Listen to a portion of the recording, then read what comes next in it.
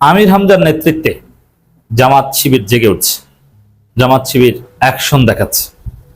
দর্শক, কুষ্টিয়ায় গণ অধিকার পরিষদের বাচ্চা সন্ত্রাসীরা বিএনপির এবং প্রশাসনের সহায়তা নিয়ে উদ্দেশ্যমূলকভাবে হত্যার উদ্দেশ্যে আমির হামজার উপর যে নৃশংস হামলা চালিয়েছে, তার গাড়ি ভাঙচুর করেছে। আমির হামজা নিজে আঘাত পেয়েছেন। আমির হামজার বাড়িঘরে যে হামলার মতো নৃশংস এবং ঘৃণ্য ঘটনা ঘটিয়েছে, জামাত যদি ধৈর্য না ধরত অত্যন্ত ভয়াবহ পরিণতি হতে পারত। একটাও গণ অধিকার পরিষদের বাচ্চা সন্ত্রাসীরা একটাও আস্থা যেতে পারার কথা না। কারণ এমপির বাড়িঘরে হামলা করেছে, যেই এমপি বাংলাদেশের একদম অনেক ভোটের ব্যবধানে জিতেছে, তাদের মধ্যে একজন ফজলুর রহমান, আমির হামজা, এরাই বিপুল ভোটের ব্যবধানে জিতেছে। তো দর্শক, এই জায়গায় জামাত শিবির ধৈর্য ধরেছে, কিন্তু নিয়মতান্ত্রিক পদ্ধতিতে আমির হামজার নেতৃত্বে জামাত এগিয়ে যাচ্ছে। প্রতিবাদ করেছে, বিক্ষোভ মিছিল করেছে। কুষ্টিয়ায় জামাত, আমির হামজা থানায় গিয়েছেন, মামলা করছেন, ওদেরকে গ্রেপ্তার করাতে হবে। আইনিভাবে বিষয়টা দেখছে জামাত। তবে কত ধানে কত চাল, এটা বিভিন্নের দল টের পাবে। দিন শেষে বিএনপি ওদেরকে প্রোটেক্ট করতে আসবে না। যখন বিএনপি দেখবে যে না, এখানে এমনিতেই জামাত প্রচন্ড শক্তিশালী, অনেক ভোটে জিতেছে, চাঁদাবাজি মাদক ব্যবসা নিয়ে বিএনপি এমনিতেই বেকায়দা আছে, সেখানে গণ অধিকার পরিষদের ছেলেদের বাঁচাতে যে আলাদা ঝামেলায় জড়াতে চাইবে না বিএনপি। হামলার সময় বিএনপির হেল্প নিয়েছে, কারণ বিএনপির সহায়তা ছাড়া গণ অধিকার পরিষদের মতো একটা বাচ্চা দলের, একটা ছোট্ট নাম সর্বস্ব ব্যক্তিকেন্দ্রিক দলের এই সাহস, এই সক্ষমতা হওয়ার কথা না। বিএনপির লোকজন এই হামলা সহায়তা করেছে, কিন্তু at the end of the day দেখবেন যে বিএনপি নাই। মনে আছে নিঃসন্দেহে রংপুর বেগম রোকেয়া বিশ্ববিদ্যালয় আল্লামা সাইদির ছবিতে জুতা মেরে ছাত্র দলের ছেলেরা পরবর্তীতে জামাত শিবিরের কাছে এসে ক্ষমা চেয়েছে, ফেসবুকে ভিডিও বানিয়ে দুঃখ প্রকাশ করেছে, এবং সে বলছে, আমি সারা রাত কান্না করেছি, আমি অনুতপ্ত যে এই কাজটা আমি ঠিক করিনি। তো গণ অধিকার পরিষদের ছেলেরা, এই বাচ্চা ছেলেরা রাজনীতি করে, ওদের না আছে কোনো ভালো পেশা, না আছে টাকা পয়সা, না আছে ব্যবসা, না আছে ম্যাচিউরিটি, না আছে সামাজিক ভিত্তি, না আছে গণভিত্তি, কিছু না। ভিপি নূর নিজে রাজনীতি করেন, এটা ব্যক্তিভিত্তিক দল, অন্য কেউ জীবনে কোনো কিছু পাবে না। মনে রাখবেন, গণ অধিকার পরিষদের ক্ষেত্রে একটা প্রেডিকশন, ভিপি নূর বাদে এই দলের কেউ কোনোদিন কিচ্ছু হতে পারবে না। এর মানে এটা একটা ব্যক্তিকেন্দ্রিক দোকান, বাকি যারা তারা ব্যবহৃত হচ্ছে, হাও খাচ্ছে। আর এনসিপি, তারা অলরেডি 6 জন এমপি হয়েছে, সামনে 60 জন বানাবে, তারপর 150+ বানাবে, এবং আজকে তারা প্রতিষ্ঠিত। তো দর্শক, এবং এই গণ অধিকার পরিষদের এই যারা মোটামুটি প্রতিষ্ঠিত ছিল, তারা সবাই এখন এনসিপি করে, তারা এই দলে নাই।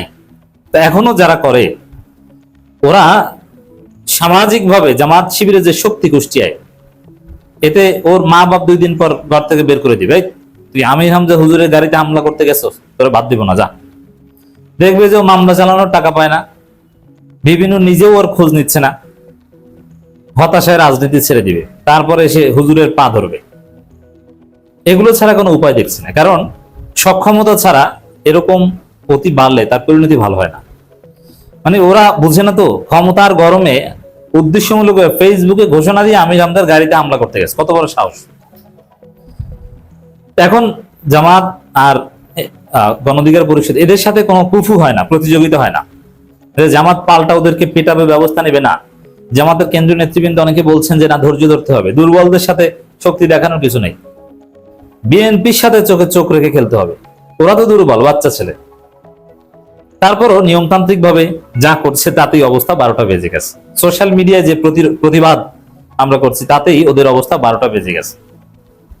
তো দর্শক, ভিপি নূর হুমকি দিয়েছে আজীবন গুপ্ত থাকার ব্যবস্থা করব, আরেকজন হুমকি দিয়েছে যে করাচি পাঠাবো, এটা নিয়ে হাস্যরস।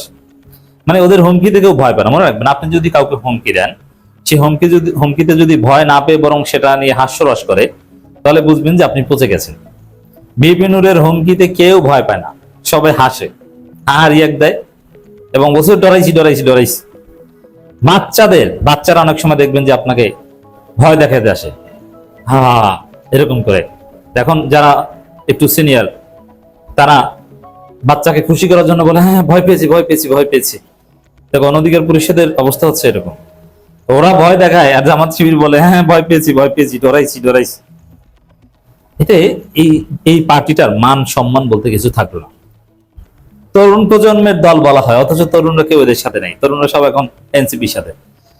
গণ অধিকার পরিষদের প্রোডাক্ট যারা ছিল সবাই এনসিপিতে এসেছে, মান সম্মান তো এখানেই চলে গেছে।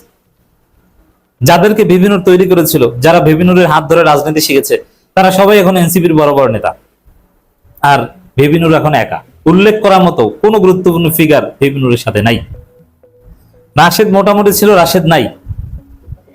এখন গণ অধিকার পরিষদের নেতাকে কেউ নাম বলতে পারবেন? বিভিন্নর বাদে আরেকজনের নাম বলেন তো। আমরা চিনি অনেকের, আমাদের বিশ্ববিদ্যালয়ের ছোট ভাই হাসান আল মামুন আছে, ফারুক চুপচাপ। ফারুক ছেলেটা গণ অধিকার পরিষদে টিকতে পারবে না, এ হয় এনসিপিতে যাবেন, নইলে জামাতে যোগ দিবে। এই যে বিভিন্নদের যে ছাত্র রাজনীতি, এর সাথে ওদের যায় না।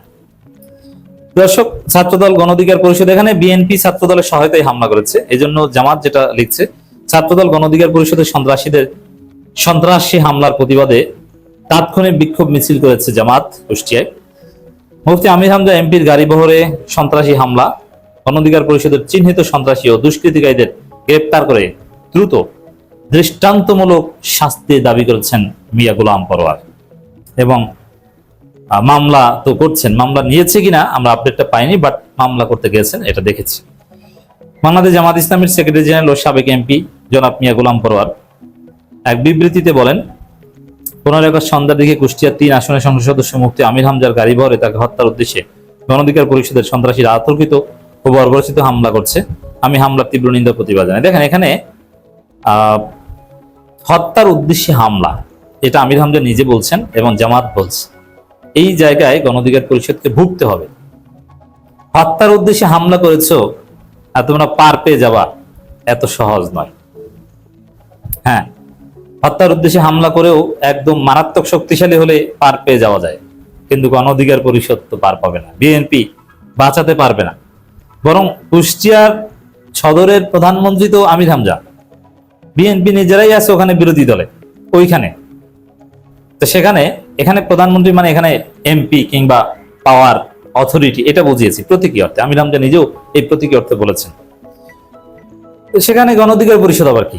বিএনপি ওই হামলায় সহযোগিতা করেছে। দিন শেষে জামায়াতের যে সামাজিক প্রতিরোধ যেটা চলবে, ওই জায়গায় বিএনপিকে পাশে পাওয়া যাবে না। বিবৃতিতে তিনি বলেন, আমির হামজা এমপির জনসংযোগ শেষে বাসায় ফেরার পথে পুলিশ এসকর্ট থাকা অবস্থাতেই সন্ত্রাসী হামলার শিকার হন। মুফতি আমির হামজা এমপিকে হত্যার উদ্দেশ্যে গণ অধিকার পরিষদ সন্ত্রাসীরা হকিস্টিক ও ইট পাটকেল দিয়ে তার গাড়ি বহরে পৈশাচিক হামলা চালায়। সন্ত্রাসীদের বর্বরচিত হামলায় তিনি নিজে, তার পরিবারের সদস্য, সফরসঙ্গী সহ 7 জন মারাত্মকভাবে আহত হয়েছেন। একজন নির্বাচিত জনপ্রতিনিধি বা পুলিশের উপস্থিতিতে হত্যার উদ্দেশ্যে এ ধরনের নগ্ন পরিকল্পিত হামলা অত্যন্ত উদ্বেগজনক এবং দেশের আইন শৃঙ্খলা পরিস্থিতির চরম অবনতির বহিঃপ্রকাশ। জনাব মিয়া গোলাম পরোয়ার আরো বলেন, এমপি আমির হামজা আগেই আইন শৃঙ্খলা বাহিনীকে উস্কানিমূলক বক্তব্য সম্ভব বিশৃঙ্খলা বিষয়ে অবহিত করেছেন। তা সত্ত্বেও ঘটনাস্থলে পুলিশের নিষ্ক্রিয় নীরব ভূমিকা অত্যন্ত দুঃখজনক।